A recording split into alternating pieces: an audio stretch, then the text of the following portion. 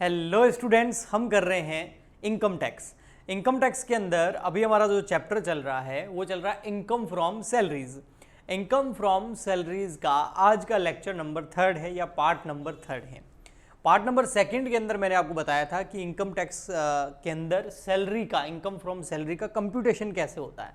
तो उसमें बहुत सारे पॉइंट बताए थे, बेसिक पे, बोनस एंड कमीशन, अलाउंसेस, परक्यूजेट, है ना, रिकॉग्नाइज प्रोविडेंट फंड, ऐसा बताया था आपको। तो आज हम क्या कर रहे हैं, स्टार्ट कर रहे हैं एक एक पॉइंट को अच्छे से समझने के लिए, उनके ऊपर लेक्चर्स आएंगे अब। तो सबसे पहले हमारा बेसिक पे आता था। तो बेसिक पे, सैलरी के अंदर बेसिक पे क्या होता है, जो बेसिक सैलरी होती है जिसमें बोनस, कमीशन, अलाउंस, परक्यूजिट्स, यानी कि जो आपको एक्स्ट्रा मिलते ही हैं, सुविधाएं वगैरह, पैसा वगैरह, वो उसके अंदर जुड़ा हुआ नहीं है, वो होती है बेसिक पे। तो बेसिक पे की कैलकुलेशन में सबसे इंपॉर्टेंट रोल होता है पे स्केल का।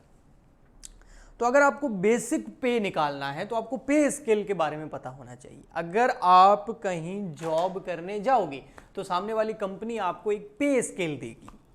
आपके पेरेंट्स या आपके घर में कोई भी अगर कहीं जॉब करता है तो उसको पे स्केल जरूर पता होगा, तो आप उनसे पता कर सकते हैं भैया पे स्केल क्या होता है। सैलरी के अंदर ये आम बात है। पे स्केल का मतलब ये होता है, एक स्केल है किस चीज़ की, कि भाई आज आप ज्वाइन कर रहे हैं, आपकी सैलरी इतनी है और हर साल इतना इंक्रीमेंट होगा, और फिर उसके बाद सैलरी आगे जाती जाती जाती मैक्सिमम इतने तक होगी। अधिकतर अगर बात करें गवर्नमेंट जॉब्स की, तो जब भी कोई गवर्नमेंट जॉब की वैकेंसी निकलती है तो उस वैकेंसी में एग्ज़ाम के बारे में, सिलेबस के बारे में, एलिजिबिलिटी के बारे में डिटेल होती है, और पे स्केल की भी डिटेल होती है कि अगर आप ये गवर्नमेंट जॉब आप एग्ज़ाम पास करके, क्रैक करके अगर आपको ये गवर्नमेंट जॉब मिल जाती है तो आपका सैलरी इस तरीके से रहेगा कि बेसिक सैलरी ये है, उसके बाद इतना हर साल इंक्रीमेंट होगा और मैक्सिमम यहाँ तक जाएगा, तो उसको बोलते हैं पे स्केल। तो आज हम यहाँ पर पे स्केल के बेसिस पे क्वेश्चन करेंगे। इसमें 2-3 पॉइंट बहुत अच्छे रहेंगे जो आपको सैलरी की कैलकुलेशन करने में आगे हेल्प करेंगे। देखिए, सो कैलकुलेशन ऑफ बेसिक पे इन केस ऑफ पे scale.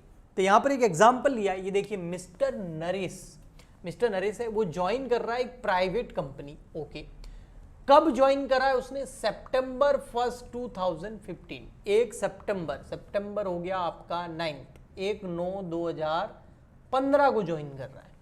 Okay, in the pay scale of ₹18,000। पे स्केल जो है, मतलब इसकी जो बेसिक सैलरी है वो कितनी है? 18,000 रुपए। फिर ये देखिए जो डॉट लगा हुआ है, यहां से आपको समझना है पॉइंट को। देखिए पे स्केल जो है वो कैसे हैं, वो ऐसे हैं। देखो इसको मैं पूरा बंद कर लेता हूं, यहां से लगाकर यहां तक ये पे स्केल दिया हुआ है। यानी कि आप ज्वाइन कर रहे हैं उस टाइम आपकी सैलरी कितनी है उस साल? 18,000। उसके बाद हर साल एनुअल इंक्रीमेंट, ये इंक्रीमेंट मतलब वृद्धि, हर साल वृद्धि कितनी होगी? 1,000 रुपए की। जैसे जैसे अभी आप कब ज्वाइन कर रहे हैं? 1 सितंबर 2015। जैसे ही अगला 1 सितंबर 2016 आएगा, आपकी सैलरी हो जाएगी 19,000। फिर 1 सितंबर 2020 आएगा, आपकी सैलरी हो जाएगी 20,000, है ना। ऐसे हर साल 1,000 रुपए बढ़ेंगे। लेकिन कब तक बढ़ेंगे? उसकी मैक्सिमम लिमिट क्या है? 30,000। 1,000 बढ़ाते जाएंगे हर साल, लेकिन मैक्सिमम सैलरी क्या है? 30,000। इसके बाद नहीं बढ़ेंगे। तो ये हो गया पे स्केल। ओके, अब हमको यहां क्या पूछा है? एज पर टर्म ऑफ एम्प्लॉयमेंट, टर्म मतलब कंडीशंस ऑफ एम्प्लॉयमेंट, जो आपको जॉब दी गई है उसकी कंडीशंस के बेसिस पे salary become due on the first day of next month. देखो, हम सैलरी को जब इनकम टैक्स की कैलकुलेशन में लाते हैं तो मैंने आपको बताया था सैलरी जो होती है वो ड्यू और रिसिप्ट, इन दोनों में से जो इवेंट पहले होगा उसको हम सैलरी के तौर पर उस ईयर के अंदर शामिल करेंगे। ड्यू और रिसिप्ट दोनों में से जो चीज पहले हो। तो यहां पर ड्यू कब हो रही है? Salary become due. ड्यू कब हो रही? देखो, on the first day of next month. First day of next month. जैसे अगर मार्च की सैलरी है तो वो ड्यू कब हो रही है? पूरे मार्च महीने की सैलरी है, तो first day of the next month. First day कौन सा हो गया? 1 अप्रैल। नेक्स्ट मतलब अप्रैल, 1 अप्रैल 2000 जो भी। अप्रैल वाली सैलरी कब ड्यू हो जाएगी? 1 मई को। मई वाली सैलरी 1 जून को। जून वाली 1 जुलाई को। समझ में आ गया? ओके, तो ड्यू तो ऐसे हैं। अच्छा, आगे फिर रिसिप्ट कब हो रही है? And generally paid on the first day of the next month, on the first नहीं, fifth day of the next month. अच्छा, मतलब अगर मार्च महीने की सैलरी, मार्च महीने में आपने किसी के यहाँ काम किया 1 मार्च से लगाकर 31 मार्च तक, तो वो ड्यू कब हो रही है? वो ड्यू हो रही है नेक्स्ट मंथ के फर्स्ट डे को, यानी कि 1 अप्रैल को, और वो रिसीव्ड कब हो रही है? 5 अप्रैल को। अब इन दोनों में से पहले कौन आ रहा है? विच एवर इज अर्लियर, 1 अप्रैल, तो हम ड्यू बेसिस पे चलेंगे। अब सैलरी की जितनी भी कैलकुलेशन करेंगे वो कैसे करेंगे? ड्यू बेसिस पे करेंगे, रिसीव्ड बेसिस पे नहीं करेंगे। रिसीव बाद में हो रही है, ड्यू पहले हो रही है। ओके, ठीक। अब यहां पर इसके बाद में जो नेक्स्ट पॉइंट आता है मोस्ट इंपोर्टेंट, वो आपको क्वेश्चन में क्या बोला है? Find out taxable salary. आपको टैक्सेबल सैलरी निकालनी है फॉर द असेसमेंट ईयर 2022-23, 22-23 के लिए, क्योंकि आपका यही असेसमेंट ईयर है, आपके अभी यही अप्लाई होगा। तो 22-23 के लिए आपको टैक्सेबल सैलरी निकालनी है। 22-23 की नहीं निकालनी है, 22-23 तो असेसमेंट ईयर है, और असेसमेंट ईयर अगर आपका 2022-23 है तो आपका प्रीवियस क्या हो जाएगा? 2021-22।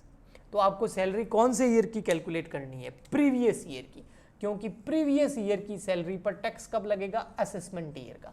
तो आपको सैलरी कैलकुलेट करनी है 1 अप्रैल 2021 से लगाकर 31 मार्च 2022 के लिए। तो 21-22 की जब आप सैलरी कैलकुलेट करेंगे तो उस पर टैक्स लगा देंगे हम 22-23 में। यही होता है असेसमेंट और प्रीवियस ईयर के अंदर डिफरेंस। प्रीवियस ईयर की इनकम पर असेसमेंट ईयर में टैक्स लगना है, तो प्रीवियस ईयर की इनकम कैलकुलेट करनी पड़ेगी। हमारा यहाँ पर प्रीवियस ईयर 21-22 है। ओके, अब सैलरी कैलकुलेट करने से पहले ये तो पता चले कि भैया 21-22 में हमारी सैलरी कितनी थी, क्योंकि 16 में 18 थी, वो बढ़ बढ़ के अभी कितनी हो गई है। तो उसके लिए हमें थोड़ा सा कैलकुलेशन और करना पड़ेगा। अब वो देखिए क्या कैलकुलेशन करना पड़ेगा। सबसे पहले 1 सितंबर 2015 से लगाकर, यहां कर लेता हूं, 1 सितंबर 1 सितंबर 2015 से लगाकर कब तक? जब 1 साल पूरा हुआ। 1 साल कब पूरा होगा? 31 अगस्त 2016 को, यही होगा ना? 31 अगस्त 2016 को होगा ना। कोई बोले सर 8वां महीना क्यों लेके आ रहे हो, नमा लेके आ जाओ, तो बेटा वो तो एक दिन ज्यादा हो जाएगा ना।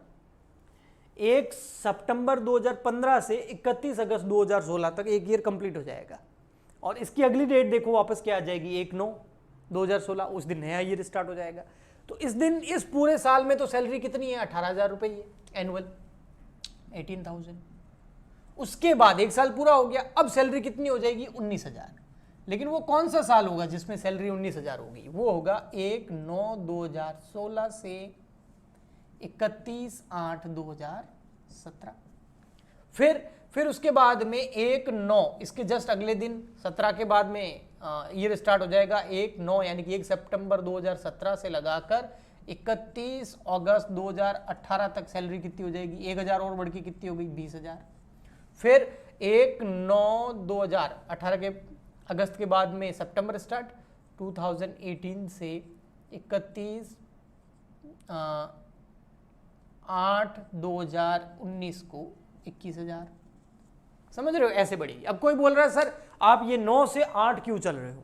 अप्रैल से मार्च चलता ना हमारा ईयर। हमारा ईयर अप्रैल से मार्च चलता है, लेकिन इसने ज्वाइन तो कब करी है? 1/9 को करी है। तो इसकी सैलरी कब बढ़ेगी? जब 1 साल पूरा होगा। वो कब होगा? 31 अगस्त को। तो इसकी सैलरी 8/18 थी, फर्स्ट ईयर में तो 18 ही थी, 1 साल पूरा हो गया। अब 1/9 से उसको सैलरी कितनी मिलेगी हर महीने? 19,000। कहाँ तक? 31 अगस्त 2017 तक। उसके बाद ऐसे बढ़ती जाएगी 1,000 रुपये। Okay, next.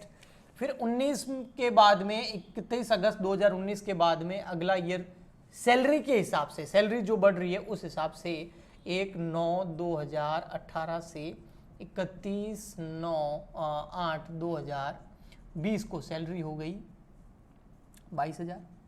फिर 1/9/2020 से 31 अगस्त 2021 को सैलरी हो गई 23,000। और उसके बाद 1/9/2021 से 31 अगस्त 2022 को सैलरी हो गई 24,000।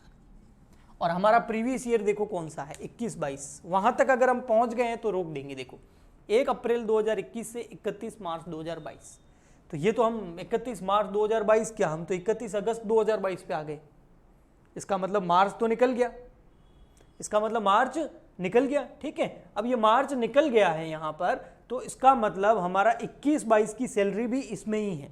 अब हमें कैलकुलेट करनी है कि 21-22 की सैलरी हमारी कितनी है, तो ध्यान से देखना, समझ आएगा। देखो सबसे पहले ड्यू और रिसिप्ट बेसिस दोनों में से जो पहले घटना होगी तब हमारा क्या होगा, उसको सैलरी को टैक्सेबल किया जाएगा। अब एक ये हमारा ईयर देखो कैसे है, एक तो है अप्रैल 2021, फिर होगा मई 2021, ठीक है, फिर होगा जून 2021, फिर होगा जुलाई 2021, फिर अगस्त 2021, अगस्त के बाद 9वां महीना है ना, फिर अक्टूबर, ऐसे होगा। उसके बाद नवंबर, ठीक है, फिर दिसंबर, जनवरी, फेब, मार्च, ये सारे महीने लिख दिए। अब कोई बोले, दिख रहा है अच्छे से, ये कोई बोले कि सर एक तारीख क्यों लिखी है, क्योंकि ड्यू कब होती है, 1 तारीख को, तो जिस तारीख को ड्यू होगी वही तो सैलरी हमको लेनी है। ओके, अब 1 अप्रैल 2021 को कौन सी सैलरी पे टैक्स लगेगा, 1 अप्रैल 2021 को लगेगा कौन सी सैलरी पे, जो मार्च की सैलरी होगी। जो मार्च की सैलरी होगी उस पे टैक्स कब लगेगा, अप्रैल में। जो अप्रैल की सैलरी होगी उस पे मई में, जो मई की सैलरी होगी वो जून में, जो जून की होगी वो जुलाई में, है ना, और जो जुलाई की होगी वो अगस्त में। समझ रहे हो, क्योंकि जिस महीने की सैलरी होती है उसके नेक्स्ट मंथ में क्या लगता है, उसके ऊपर टैक्स। मार्च की सैलरी में टैक्स कब लगेगा, 1 अप्रैल को, अप्रैल की सैलरी में 1 मई को, मई की सैलरी में जून को, जून की सैलरी जुलाई को, जुलाई की सैलरी अगस्त को, ऐसे माना जाएगा। और अगस्त की सैलरी सितंबर, सितंबर की सैलरी अक्टूबर, अक्टूबर की सैलरी नवंबर, नवंबर की सैलरी पर दिसंबर, दिसंबर की सैलरी जनवरी, और जनवरी की सैलरी फेब, और फेब की सैलरी मार्च। अब आप टोटल यहाँ देखोगे ना, ये देखो, ये अप्रैल, मई, जून, जुलाई, अगस्त, सितंबर, अक्टूबर, नवंबर, दिसंबर, जनवरी, फरवरी, मार्च, टोटल 12 महीने हो गए।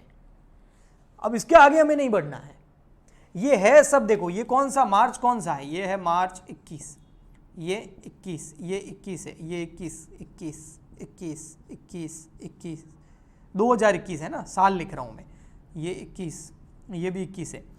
लेकिन यहाँ देखो ये 21, जनवरी कौन सा होगा, 22 का, और फेब कौन सा होगा, 22 का, तो मार्च कहाँ गया 22 का, 22 का मार्च भी तो होगा। लेकिन मार्च की जो मार्च 2022 की सैलरी पे टैक्स कब लगेगा, मार्च की सैलरी में टैक्स कब लगता है, अप्रैल में, तो 1 अप्रैल 2000 क्या हो जाएगा, 1 अप्रैल 2000, 1 अप्रैल 2000 क्या हो जाएगा, 22। तो 1 अप्रैल 2022 आप देखोगे ना, वो तो नेक्स्ट ईयर चला गया, मार्च में ईयर खत्म हो गया, ये तो नेक्स्ट प्रीवियस ईयर स्टार्ट हो गया है, इसीलिए ये यहां तक ही क्या हो जाएगा, कंप्लीट हो जाएगा, यहां तक ही। आप काउंट करके भी देखोगे ना तो टोटल कितने होंगे, 12 महीने होंगे। ऐसा तब होता है जब किसी मंथ की सैलरी पर टैक्स कब लगता है, जब किसी मंथ की सैलरी पर टैक्स लगता है या उसको वो ड्यू होती है नेक्स्ट मंथ में, तब उस केस में ये सिस्टम आपको फॉलो करना पड़ता है ना। जैसे यहां लिखा हुआ था, देखो आपको मैं दिखाता हूं, salary become due on the first day of next month. अगर first day of next month की जगह लिखा होता last day of same month तो कोई प्रॉब्लम नहीं होती। मार्च की सैलरी मार्च में, अप्रैल की अप्रैल में ही, जून की जून में ही, जुलाई की जुलाई के अंदर, जिस महीने की है उसी महीने के एंड में ड्यू हो जाती और हम प्रॉब्लम ही नहीं थी। ठीक, अब हमको यहां पर देखिए, आपको क्या करना है, सबसे पहले मार्च 2021 की सैलरी देखनी है। मार्च 2021, मार्च 2021 कहाँ होगा, देखो 1/9/2020 से लगाकर 31/8 तक, तो 31/8 तक, 1/9/2020 से 31/8/2021 तक सैलरी कितनी है, 23,000 रुपये हर महीने। तो इसका मतलब मार्च 2021 इसके अंदर ही आएगा। कितनी होगी? 23,000।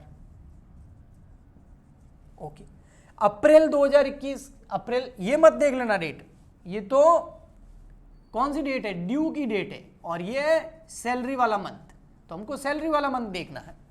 अब देखो, मार्च की होगी 23,000, अप्रैल की कितनी होगी? 23,000, क्योंकि अगस्त तक है ना। अच्छा, मई की कितनी होगी? 23,000। जून महीने की कितनी होगी? 23,000। जून के बाद जुलाई की कितनी होगी? 23,000। जुलाई के बाद अगस्त की कितनी होगी? 23,000। और अगस्त तक कितनी थी? 23। अगस्त के बाद में जून, जुलाई, अगस्त, अगस्त के बाद में सितंबर, सितंबर से लगाकर मार्च तक कितनी हो जाएगी? 24,000। तो सितंबर में कितनी? 24। सितंबर के बाद अक्टूबर में कितनी? 24। मार्च तक है ना। अक्टूबर के बाद नवंबर में कितनी? 24। दिसंबर में 24। जैन में 24। फेब में 24। अब कोई बोलेगा सर आपने तो मार्च तक बोला था ना, पर मार्च की सैलरी पर टैक्स इस ईयर नहीं लगेगा, क्योंकि उसकी सैलरी ड्यू कब होगी? नेक्स्ट मंथ, और नेक्स्ट मंथ तो अगला साल स्टार्ट हो जाएगा। ओके, चलो अब आपको करनी है इन सब की टोटल। तो ये देखोगे तो आप सैलरी की टोटल हो गई है यहां पर 23,000,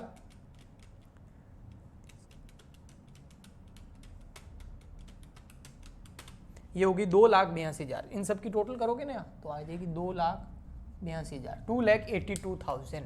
तो आपकी कैलकुलेशन जो किया बेसिक पे का वो कितना आ गया? 2,82,000। तो इस तरीके से यहाँ पर इस क्वेश्चन के अंदर मैंने डायरेक्ट सीधा थोड़ा सा लेवल का क्वेश्चन ले लिया है। इस क्वेश्चन के अंदर मैंने आपको ये समझाने की कोशिश करी है कि जब आप पे स्केल के हिसाब से सैलरी की कैलकुलेशन करते हैं तो सबसे पहले तो आपको ये पता होना चाहिए कि कौन से ईयर में सैलरी बढ़कर कितनी हो गई, कौन से मंथ में सैलरी बढ़ रही है, 12 मंथ कब पूरे होते हैं। ये करने के बाद में आपको सबसे पहले ये पता करना है कि आपका प्रीवियस ईयर कौन सा है।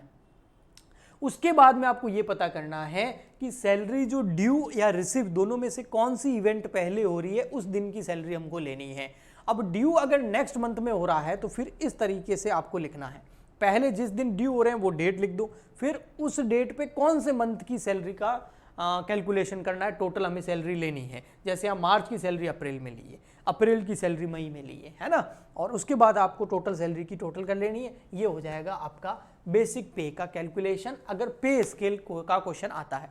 इसका छोटा क्वेश्चन भी आ सकता है, बड़े क्वेश्चन में भी ये चीज़ आ सकती है।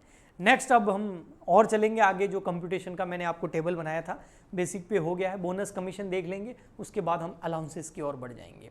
आपको इन वीडियो से बहुत हेल्प मिलती होगी। अगर आप इनके ऊपर और प्रैक्टिस करना चाहते हैं, ऐसे और सारे क्वेश्चंस करना चाहते हैं, तो आप हमारा लाइव बैच ज्वाइन कर सकते हैं। लाइव बैच हमारी एप्लीकेशन पे लगता है, एप्लीकेशन का लिंक इस वीडियो के नीचे डिस्क्रिप्शन बॉक्स में दिया हुआ है, बट वहाँ पर फ्री क्लासेस नहीं है, वहाँ पर पेड क्लासेस हैं। ठीक, इनकम टैक्स का न्यू बैच स्टार्ट हो गया है, अगर आप चाहें तो लाइव भी मुझसे पढ़ सकते हैं। अगर आप नहीं चाहते, यूट्यूब पे पढ़ना चाहते हैं, तो इस तरह का आपकी हेल्प के लिए और भी लेक्चर्स आते रहेंगे। हम मिलते हैं नेक्स्ट वीडियो में। ये लेक्चर आपको कैसा लगा नीचे कमेंट करके ज़रूर बताइएगा, और स्टूडेंट्स की हेल्प करना चाहते हैं तो शेयर कीजिएगा। तो नेक्स्ट वीडियो में मिलते हैं, आज के लिए इतना ही, तब तक के लिए good bye and thank you.